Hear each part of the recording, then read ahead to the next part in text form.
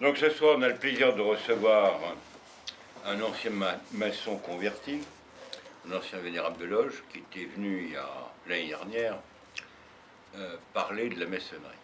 Et il reviendra à la rentrée. Vous avez écrit il y a quelque temps un bel article dans la revue L'Héritage. Alors, le sujet de la conférence de ce soir, c'est Guénon, le séducteur. L'objectif de cette conférence est double. D'abord connaître sa pensée, voir éventuellement qu'est-ce qu'il y a à retenir, et mettre en garde contre l'aspect pernicieux du personnage. Comme le dit l'Écriture, l'arbre tombe du côté où il penche. C'est quelqu'un qui a séduit les milieux catholiques à une époque, avec des pseudonymes. Il écrivait dans la revue du Paray-le-Monial des bons articles. Un type très doué, comme certains aujourd'hui qui sont multicartes. Mais je vous demanderai d'avoir la courtoisie de ne pas demander à qui je pense, qui en fait tout l'arc-en-ciel, et qui peut se permettre sur Radio Mosquée ou Radio Notre-Dame, comme on veut, faire l'éloge de la monarchie traditionnelle. Mais vu ses attaches, tout lui est permis. Il faut savoir que Guénon, s'il a séduit à une époque, même l'entourage de Maritain, il est mort musulman, soufi. C'est important de bien connaître au moins sa biographie. Effectivement, sur la notion de tradition, il a des choses intéressantes, mais qu'on trouve avec des nuances chez Joseph de Maistre ou d'autres auteurs, et c'est en cela qu'il peut être dangereux, surtout pour des esprits non formés à la philosophie ou aux sciences théologiques. Et il faut savoir que toute la mouvance Nouvelle Droite, Nouvelle École, vous avez Guénon, Evola, et on mélange tout ça, et ça donne le résultat que l'on voit aujourd'hui, où le peuple chrétien a quasiment, du moins en France, disparu. Parce que ces défenses immunitaires n'ont pas été entretenues. À vous, Chiram. Merci. Bonsoir. Je commence avec une petite présentation. René Guénon est né en 1886 à Blois, en France, mort en 1951 au Caire, en Égypte. Il a publié 17 ouvrages de son vivant, auxquels s'ajoutent une bonne dizaine de recueils d'articles et de comptes rendus publiés à titre posthume. Il est incontestablement la figure de proue du néognosticisme du XXe siècle. En 1910, Monsignor de Lassus disait de cette nouvelle gnose, je cite, théosophie, occultisme, martinisme, une branche de la maçonnerie, etc., sont des formes diverses de l'antique gnose des 2 ou 3 premiers siècles du christianisme, fondées par les Juifs pour étouffer la doctrine chrétienne dans son berceau. Fin de citation. Gnose signe à la fois connaissance et science.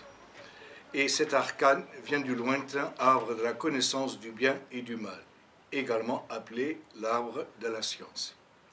Cet objet de séduction, pointé par le serpent à nos premiers parents, fascine inlassablement. Il y a incompatibilité entre la gnose et la révélation. La gnose prétend pouvoir délivrer l'homme par la connaissance, la révélation conduit au salut par la foi. Pour les gnostiques, le salut, le but de l'Église, est infiniment inférieur à la connaissance, le but du domaine ésotérique. René Guénon a exercé une influence considérable sur les droites nationales ou réactionnaires, influence toujours présente de nos jours. Il a reçu un bon accueil chez les catholiques avec son livre « Le théosophisme, histoire d'une pseudo-religion », publié en 1921 dans une collection dirigée par Jacques Maritain, ainsi qu'avec l'erreur spirite en 1923 qui traite de l'origine des théories du spiritisme. En 1924, il publia Orient et Occident, suivi en 1927 de la crise du monde moderne. Livre, au pluriel, bien accueilli par l'action française, séduite par la condamnation des principes démocratiques.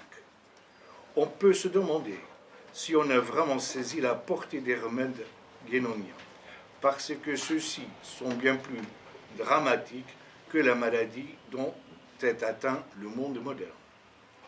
L'œuvre de Guénon est très vaste pour pouvoir le développer dans le cadre d'une conférence.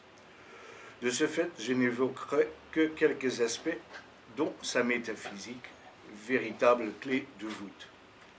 Puisqu'il ne peut y avoir d'ésotérisme sans exotérisme, ceci étant additionnel, il dépeint également succinctement l'exotérisme, notamment pour en faire ressortir son infériorité et sa dépendance par rapport au premier.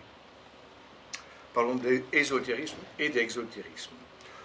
Pour lui, l'exotérisme n'enseignait pas intégralement la doctrine, parce que, je cite, la très grande majorité des hommes n'est en aucune façon capable de dépasser les limites de la condition individuelle. Fin de citation. La condition individuelle désigne pour lui quelque chose de plus vaste que l'être humain. Elle se rapporte à tout état d'être qui est limité par une forme. Je précise, c'est la doctrine orientale de la transmigration des âmes, selon laquelle les âmes préhumaines et post-humaines sera liées à une forme subtile jusqu'à leur éventuelle délivrance finale.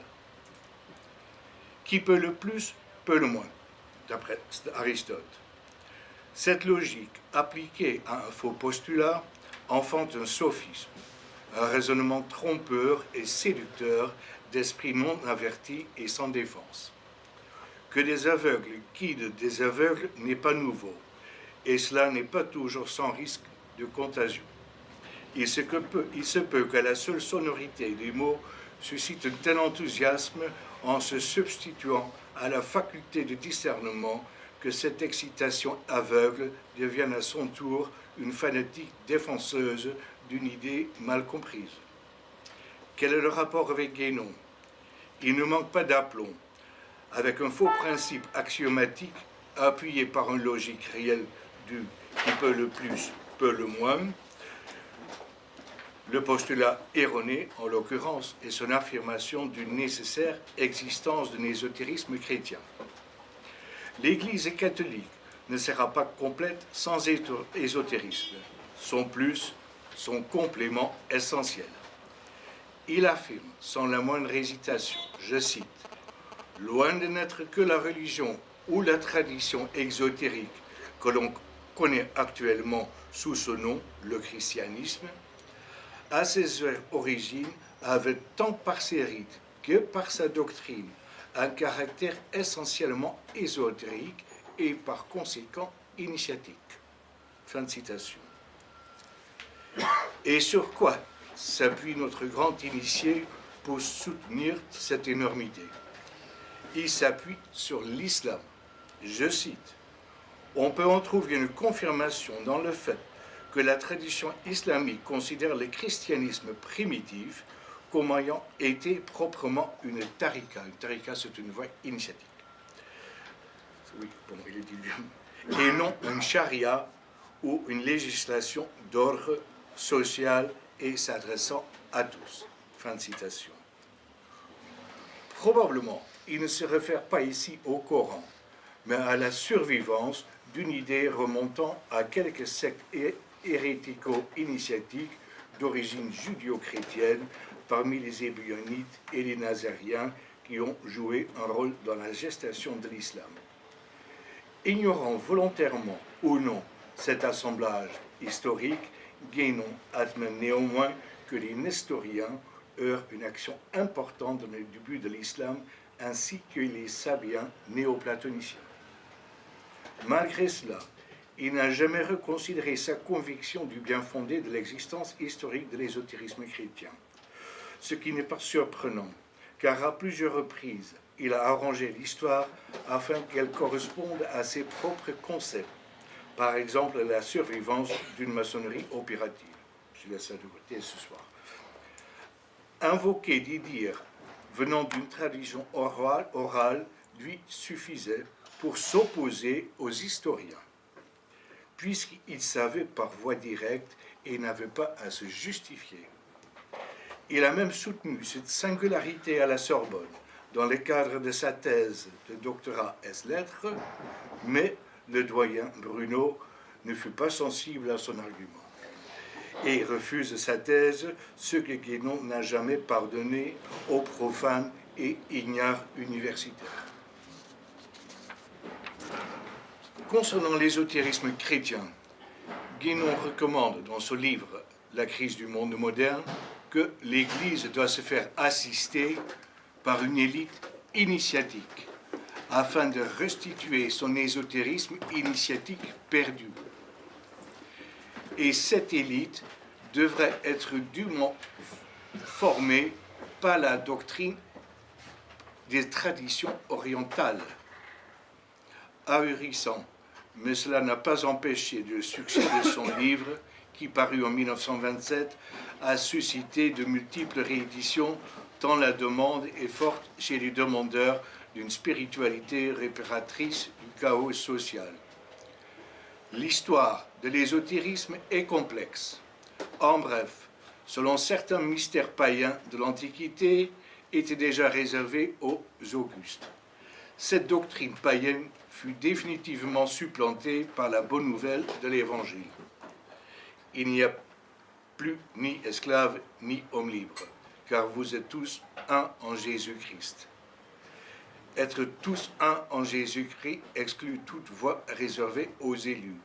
Et le Christ a bien dit, je vous parlerai ouvertement du Père. Et les apôtres n'ont jamais enseigné un catéchisme réservé à une catégorie de notables de l'Empire romain. Ils sont allés vers le peuple. Le peuple a toujours été éloigné des spéculations intellectuelles et de ce fait n'a jamais été exposé à des possibles déformations mentales susceptibles d'influencer la bonne réceptivité de l'Évangile. Cependant, l'ésotérisme a réapparu dès les premiers siècles avec un gnosticisme d'origine judéo-chrétienne. Les gnostiques ont toujours mélangé le vrai et le faux. Ils prétendaient qu'en dehors d'un christianisme pourvu de rites limités pour les simples, considérés inaptes à s'élever jusqu'au sommet de la vérité, il y avait un second devoir réservé aux élus qui, par une purification totale, pouvaient arriver à la pure lumière. Nous retrouvons ce concept aussi chez Pseudo-Denis l'Aréopagite au VIe siècle, dont un pape encore récemment rappelé que cette pensée relative aux deux voies était profondément antichrétienne. Relatif aux deux voies, il y a un parfait accord entre le Pseudo-Denis et Guénon. Je cite Guénon, l'exotérisme ne peut proposer qu'une finalité d'ordre purement individuel, puisque tout autre sera entièrement inaccessible pour la plupart des adhérents de cette tradition. Et c'est précisément cette finalité qui constitue le salut. Il va de soi qu'il y a bien loin de là à la réalisation effective d'un état supra-individuel, bien qu'encore conditionné, sans même parler de la délivrance qui, étant l'obtention de l'état suprême et inconditionné, n'a véritablement plus aucune commune mesure avec un état conditionné, quel qu'il soit. Fin de citation. Quelques théories gnostiques. Les gnostiques ne se contentent pas de leurs hérésies, car ils sont avant tout des ennemis jurés de l'Église dont tu veux la perte par tous les moyens, comme le montre la ruse du Pseudo-Denis, qui, ayant vécu au VIe siècle, se présente comme un aréopage du 1er siècle du temps de saint Paul. Le but de cette supercherie était l'acquisition d'une autorité quasi-apostolique de son œuvre, ouvrant ainsi une brèche au noyautage gnostique dans sa tentative de réconcilier l'Évangile et le néoplatonisme. Malgré son échec, l'œuvre s'est quand même bien répandue, et a même influencé les théologiens scolastiques. Les écrits mystiques du pseudo-Denis ont été fortement influencés par le néoplatonicien Proclus, avec un cosmos déifié et un Dieu non personnel. Il s'agit plus précisément d'un Dieu de supradivinité, hyperthéos, que l'être peut connaître dans, je cite, dans la ténèbre plus que lumineuse de Dieu. La doctrine des ténèbres divines ou de Deus absconditus, donc de Dieu caché, porte indubitablement une marque étrangère au catholicisme. Les apôtres n'en parlent pas, et pour cause. Le Christ n'a-t-il pas dit « Je suis la lumière du monde, celui qui me suit ne marchera pas dans les ténèbres ». Cette supradivinité, l'apanage d'une élite, s'apparente à l'En-Sof, l'infini de la Kabbale, la gnose juive. L'En-Sof est supérieur à Yetzira, le principe fondateur du monde. Je cite Gershom Scholem. Dieu créateur a un commencement et une fin. À la différence de la divinité qui lui est supérieure, le Deus absconditus, désigné par le terme d'En-Sof. Fin de citation. Guénon dit exactement la même chose avec d'autres mots. Le tout universel est absolu, contient aussi bien le non-être que l'être. L'être n'est pas infini, puisqu'il ne coïncide pas avec la possibilité totale. L'être, en tant qu'un principe de la manifestation, comprend toutes les possibilités de la manifestation. En dehors de l'être, il y a donc tout le reste. Fin de citation. Les gnostiques n'admettent pas de création ex nihilo, à partir de rien. C'est totalement inconcevable pour Guénon. Le principe, je cite Guénon, pour être créateur, se suffit à lui-même et n'a pas à recourir à une sorte de substance située hors de lui et ayant une existence plus ou moins indépendante, ce qui, à vrai dire, est du reste inconcevable. Fin de citation.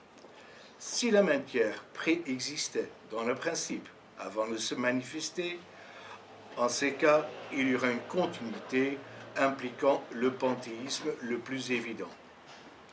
Pour l'hindouisme, c'est exactement la même chose.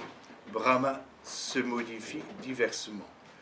Toute chose n'existait que comme ses modifications. C'est le Vedanta. Dieu dit à Moïse, « Je suis celui qui suis. » Dieu est, Yahvé. La négation de la création ex nihilo des gnostico-kabbalistes est blasphématoire. C'est le rejet de la Torah, le Pentateuque de la Bible. L'élaboration d'un tel concept demande un esprit imaginal, mécaniquement combiné avec un antiréalisme farouche. Le mot imaginal est un heureux néologisme d'Henri Corbin, le grand spécialiste enthousiasmé de la gnose chiite, laquelle revendique la descendance de l'ésotérisme abrahamique. Je ne commente pas. Quant au terme imaginal, il est pris par Corbin dans le sens d'une exaltation philosophique de l'image, ce qui veut dire que l'imaginal possède sa fonction cognitive propre. On pourrait difficilement être plus subjectiviste, à l'antipode de la connaissance objectiviste du réel. Les gnostiques avancent à rebours.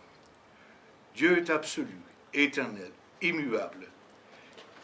Qu'en est-il alors de la question de l'être et du non-être? Si l'être était précédé du non-être, Dieu évoluerait vers ce qui n'était pas, ce qui est absurde pour un esprit naturel. En philosophie, le passage du non-être à l'être n'a a priori rien de métaphysique. En termes aristotéliciens, il correspond au passage de la puissance à l'acte. Et tout passage implique un devenir. Exemple, un étudiant en droit est un non-juriste, est un non-être juriste. Il est en puissance un juriste. Lorsqu'il sera juriste en acte, c'est donc bien qu'il sera passé de la puissance à l'acte. Seule l'imagination peut soutenir que Dieu n'est pas l'être pur. C'est irrationnel. Mais les gnostiques rejettent la raison, consciemment. Guénon, affirme expressément que l'intuition intellectuelle est au-dessus de la raison. Or, cette intuition intellectuelle ne peut être autre qu'une sorte d'auto-révélation, une imposture singeant l'inspiration du Saint-Esprit et derrière laquelle se trouve indubitablement le démon. Passons à un autre chapitre, la réalisation métaphysique. Commence avec une citation de Guénon. Dans toute doctrine qui est métaphysiquement complète, la théorie est toujours accompagnée ou suivie d'une réalisation effective, dont elle est seulement la base nécessaire. En Occident, c'est au contraire l'absence de ce point de vue métaphysique qui fait que la même question ne se pose généralement pas. Elle n'a pu se poser en fait que pour la doctrine scolastique qui, en effet, était à la fois théologique et métaphysique, bien que sous ce second aspect, sa portée fut restreinte, évidemment. Fin de citation. Cette portée restreinte découle du fait qu'elle se limite à l'être, l'acte pur d'Aristote. Seule l'irrationalité de l'imaginal pourra avoir la prétention de posséder une connaissance divine. Les gnostiques prétendent pouvoir s'élever par leurs propres moyens jusqu'à Dieu. C'est du pélagianisme, une hérésie condamnée par le concile de Carthage en 418, parce que la surélévation de l'âme est uniquement possible avec la grâce divine.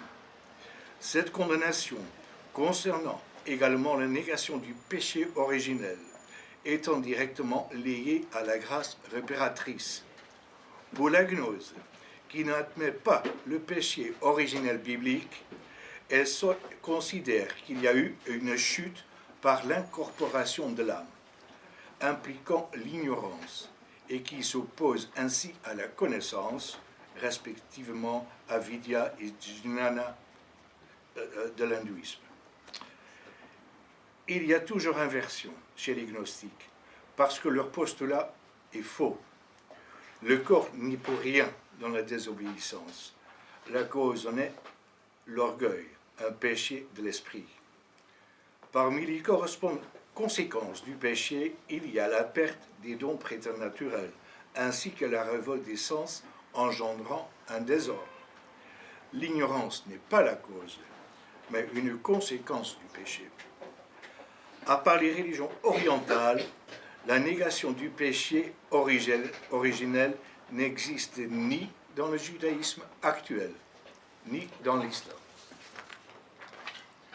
Quant à la métaphysique d'Aristote, Guénon, dans cette métaphysique imparfaite, on rencontre parfois des affirmations qui, si elles avaient été bien comprises, auraient dû conduire à de toutes autres conséquences. Ainsi, Aristote ne dit-il pas nettement connaître tout ce qu'il connaît. Cette affirmation de l'identification par la connaissance, c'est le principe même de la réalisation métaphysique. La délivrance et la connaissance totale et absolue ne sont véritablement qu'une seule et même chose. Si l'on dit que la connaissance est le moyen de la délivrance, il faut ajouter que, ici, le moyen et la fin sont inséparables, la connaissance portant son fruit en elle-même. Fin de citation. Cela rappelle les paroles primordiales du serpent. Si vous mangez de l'arbre de la connaissance, vous serez des dieux. Aristote a-t-il vraiment dit en ces termes connaître tout ce qu'il connaît? Je n'ai pas trouvé ce passage chez Aristote, je reste sceptique. Pour Aristote, connaître se rapporte au pourquoi des choses, c'est-à-dire à leur cause. Or, la pensée et les choses sont bien réelles et exigent un accord parfait, conformément à la formule scolastique connue de l'éducation de l'intelligence au réel. Mais connaître une chose n'est pas devenir la chose. Connaître un singe est une chose, le devenir en est une autre. Néanmoins, l'identification suprême signifie pour Guénon que l'être fusionne avec l'objet. Comme le soufi Mansour el-Halat au 9e, 10e siècle, qui veut proclamer « Je suis la vérité, Dieu », Ana al-Haq. Il a été crucifié. Pourtant, notre grand initié le proclame haut et fort, et je cite Guénon, il y a un certain niveau à partir duquel l'idée de la création disparaît. Ainsi, il est un aphorisme suivant le soufi, c'est donc le mystique musulman, n'est pas créé. Cela revient à dire que son état est au-delà de la condition de créature. Et en effet, en tant qu'il a réalisé l'identité suprême, donc qu'il est actuellement identifié au principe ou à l'incréé, il ne peut nécessairement être lui-même que incréé. Là, le point de vue religieux est non moins nécessairement dépassé. Fin de citation. En effet, il y a de quoi d'être dépassé. Cet état désigné par Fana el-Fanaï, l'extinction de l'extinction, correspond par ailleurs exactement au parinirvana de l'hindouisme. Au fond, l'extinction n'est rien d'autre que le rejet de la vie, du don de la vie. Le royaume de Dieu n'est pas de ce monde, il est transcendant, et l'être peut y participer par le don de la grâce. Il y a une différence essentielle entre la participation et l'identification. L'homme n'est pas Dieu. La certitude de Guénon est sans borne. Il dit, la connaissance totale étant adéquate à la possibilité universelle, l'infini, il n'y a rien qui soit inconnaissable ou, en d'autres termes, il n'y a pas de chose inintelligible. Toutefois, sans initiation préalable, aucune réalisation métaphysique n'est possible. Fin de citation.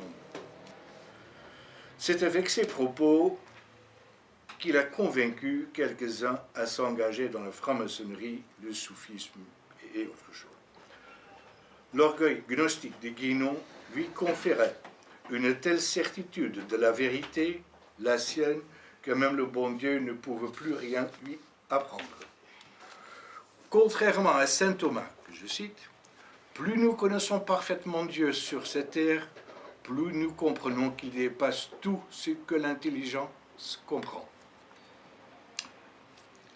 Passons à la fausse métaphysique, le clé de voûte de Guénon. La métaphysique de Guénon est fausse.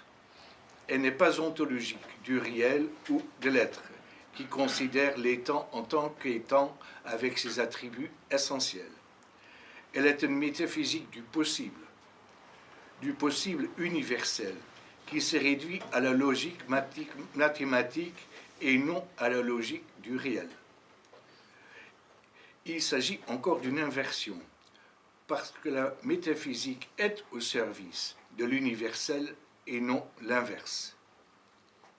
Il dit, Guénon, nous ne pouvons concevoir la vérité métaphysique autrement que comme axiomatique dans ses principes et théorématique dans ses déductions, donc exactement aussi rigoureuse que la vérité mathématique dont elle est le prolongement illimité.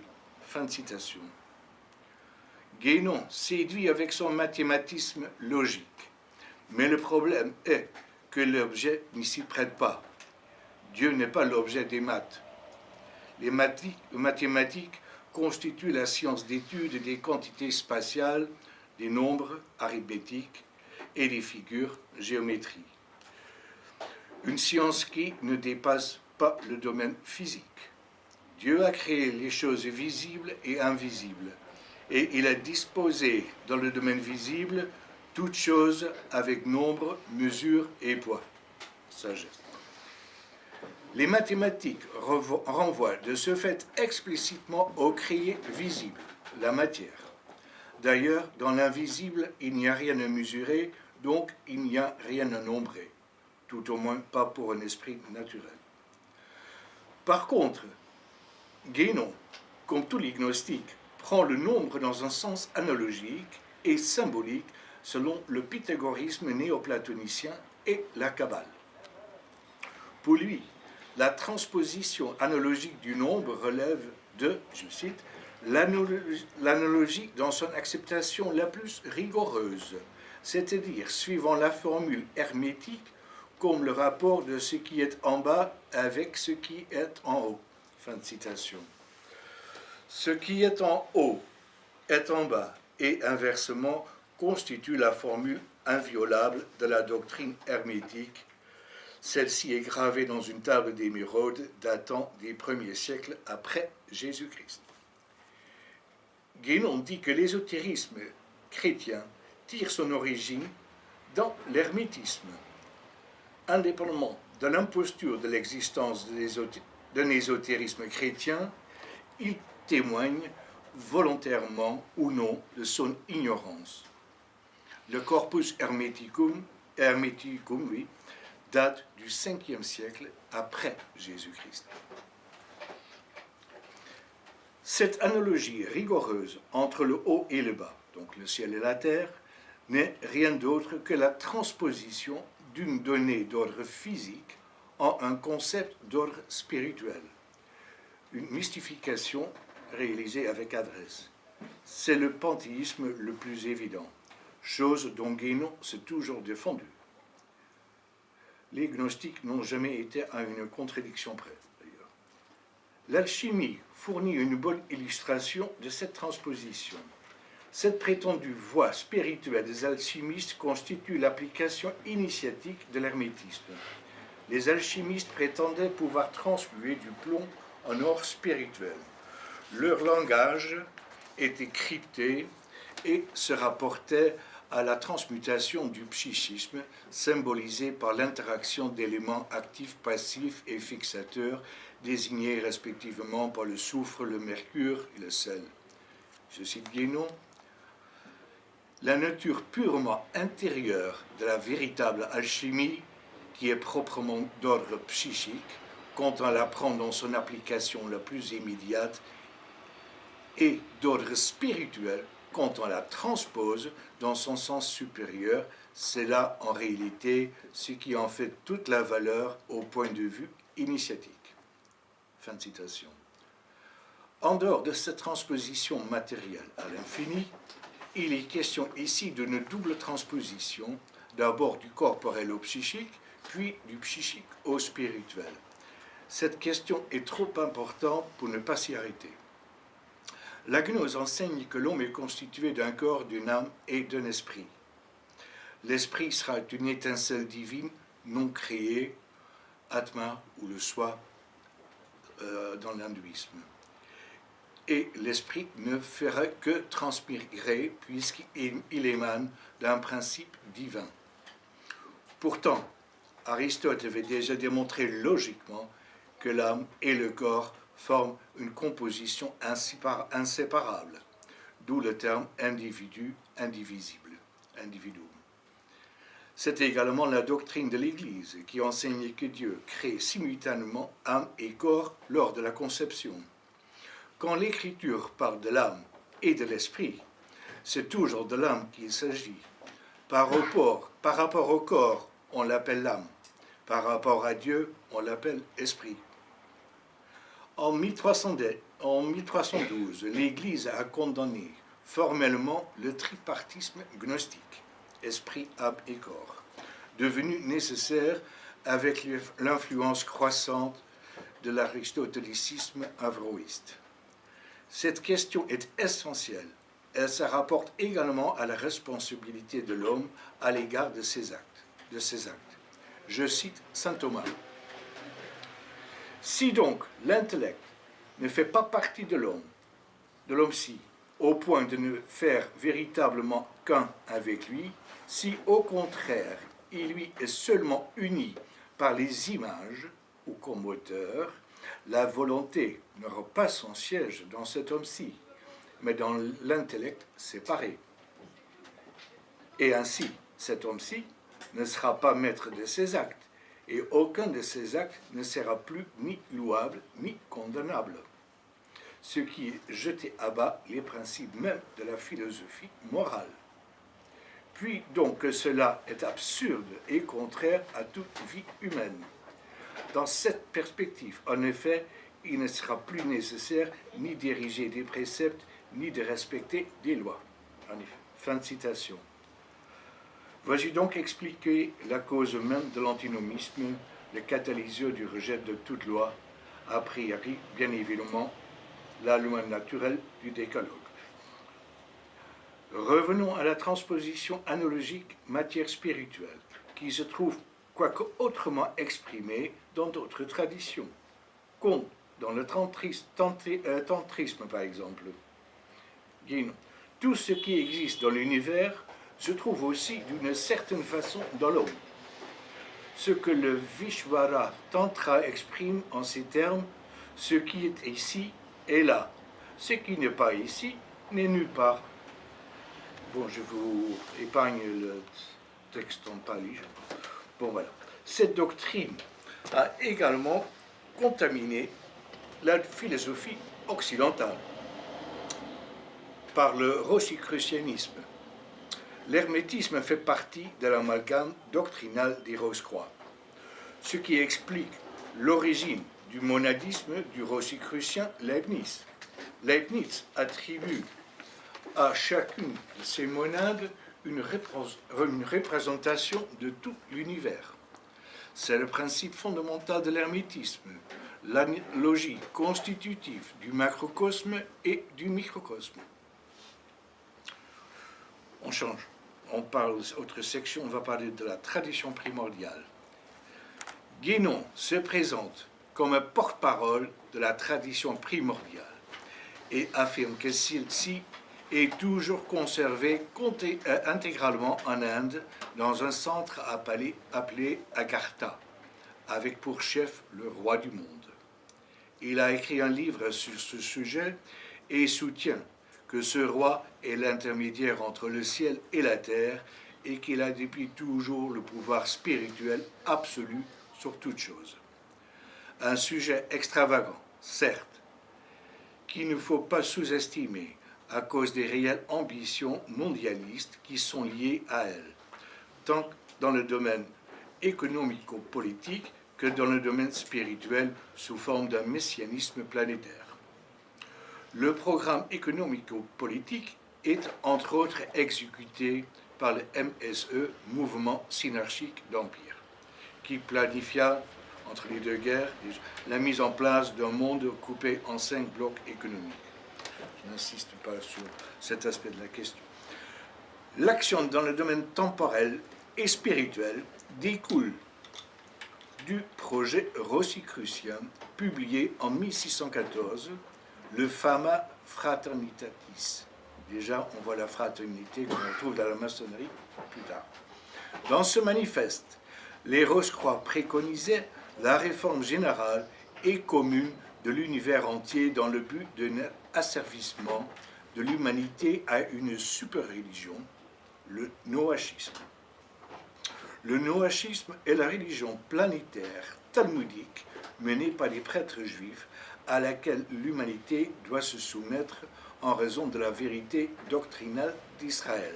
Si vous voulez savoir, lisez le rabbin Eli Ben Amezog. Revenons à Guénon et la tradition primordiale. Pour lui, la vérité n'est pas venue dans le monde avec le Christ, puisqu'elle émane du dépôt du centre suprême, comme toute tradition particulière, lesquelles ne sont que des adaptations de la doctrine première et unique. Que la vérité existe depuis l'état primordial est certaine. La vérité divine est éternelle.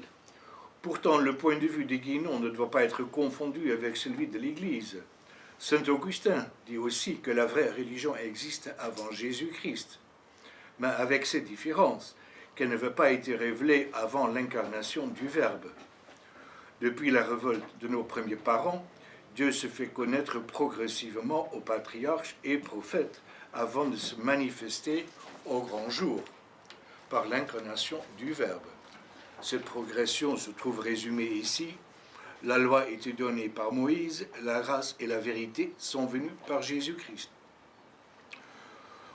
Au sujet d'éventuels points de similitude entre ces différentes traditions, contrairement à ce qu'avance Guénon, il n'y a là rien de primordial, mais s'explique par l'origine de la dispersion des peuples, intervenue après le revers de la construction de la tour de Babel.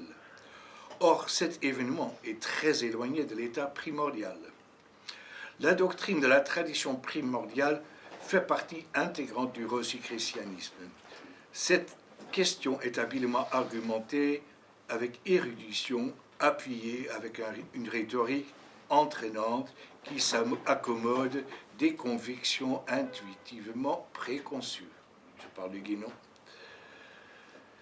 À cette fin, le symbolisme constitue un instrument précieux parce qu'il est, et je cite la Guénon, parce que le symbolisme est beaucoup moins étroitement limité que le langage ordinaire. C'est pourquoi il constitue le langage initiatique par excellence. Le symbolisme est essentiellement synthétique et par là même intuitif, en quelque sorte, ce qui le rend plus apte que le langage à servir de point d'appui à l'intuition intellectuelle. Fin de citation. Je vais vous donner un exemple à propos du symbolisme du cœur. Guénon. Le cœur de l'homme n'est-il pas en effet le vase où sa vie s'élabore continuellement avec son sang? C'est ce vase, pris comme symbole du cœur et se substituant à celui-ci dans l'idéographie égyptienne, qui nous avait fait penser immédiatement au Saint Graal, d'autant plus que dans ce dernier, outre le sens général du symbole, considéré d'ailleurs à la fois sous ces deux aspects divins et humains, ce qui est en haut et en bas, pas oublier, nous voyons encore une relation spéciale et beaucoup plus directe avec le cœur même du Christ. Et il ne nous paraît pas douteux que les origines de la légende du Graal doivent être rapportées à la transmission d'éléments traditionnels d'ordre initiatique. Il y a des symboles qui sont communs aux formes traditionnelles les plus diverses et les plus éloignées les unes des autres, non pas par suite d'emprunts, qui dans bien des cas sera tout à fait impossible, mais parce qu'ils appartiennent en réalité à la tradition primordiale, dont ces formes sont toutes issues directement ou indirectement. Et n'est-il encore pas plus remarquable que le vase était déjà anciennement un emblème du cœur? Fin de citation. Je ne vais pas réfuter cette conception saugrenue. Je signale seulement que l'Église catholique ne s'est jamais intéressée au Graal, pour la simple raison que cette saga est entièrement construite sur des écrits apocryphes, comme le proto-évangile de Jacques, le pseudo-évangile de Nicodème et d'autres sources douteuses. Mais, continuons avec Guénon, parce qu'il a même dit, à propos du Christ, si le Christ devait être envisagé uniquement comme un personnage historique, cela sera bien peu intéressant. La considération du Christ principe a une toute autre importance. Fin de citation. Il fait preuve ici d'une incompréhension inqualifiable. Vient-elle de son ignorance ou de son illumination initiatique? Sans incarnation, il n'y aura pas eu de christianisme. L'absurdité d'un Christ principe est le Messie principe de la Kabbale, qu'il a développé dans son roi du monde. Sans entrer dans les détails, j'évoque seulement le fait que selon la Kabbale, ce Christ principe correspond à Métatron, c'est l'ange de la face. L'ange de la face a même deux faces, une double face, une ténébreuse et une autre lumineuse, et correspondent respectivement à l'anti-messia et au Messias. Guénon affirme même que ces deux faces sont représentées dans l'iconographie chrétienne par l'amphibène, le serpent à deux têtes dont L'une représente le Christ et l'autre Satan. C'est du manichéisme à l'état pur. Et il n'est pas nécessaire d'être chrétien pour savoir que le christianisme a toujours combattu le manichéisme. Le manichéisme n'a pas seulement influencé la Kabbale, mais aussi l'hermétisme. D'ailleurs, Kabbale et hermétisme se rejoignent dans le rosicrucianisme. Le manichéisme constitue le fondement même de l'hermétisme. La figure du rébis, chose double, l'illustre explicitement. Je vous montre. Image connue.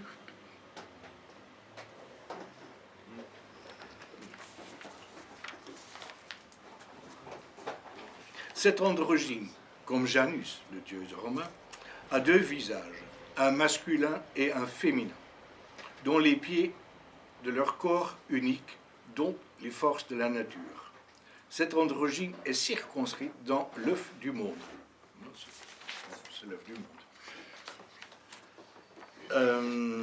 L'embryon du macrocosme et du microcosme, dont seul l'initié connaît l'ouverture menant à la délivrance finale. Le côté féminin porte une équerre et le côté masculin un compas, instruments qui sont en rapport symboliquement avec la terre et le ciel. Le terre est carré, le ciel est circulaire. Cette complémentarité se retrouve dans la tradition chinoise, où Nyakua porte le compas et Foi l'équerre. Cette correspondance symbolique et relative à l'androgyne entre l'Occident et l'Orient constitue un bel argument destiné à convaincre les incrédules d'une origine primordiale commune. Le symbolisme du yin et du yang, c'est du manichéisme le plus manifeste, avec en plus la prétention de tout expliquer par l'actif et le passif. Guénon commente non sans lyrisme que, je cite, « Si l'on considère spécialement le yang et le yin sous leur aspect d'éléments masculins et féminins, on pourrait dire que, en raison de cette participation, tout être est androgyne.